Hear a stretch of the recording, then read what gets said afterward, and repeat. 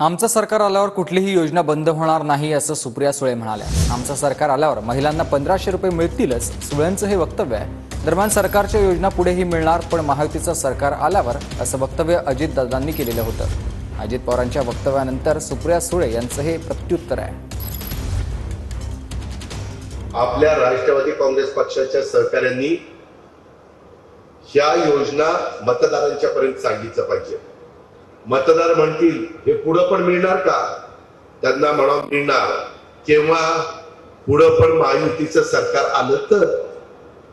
त्यामध्ये मी शब्दाचा पक्का आहे, हा अजितदादाचा वाद आहे।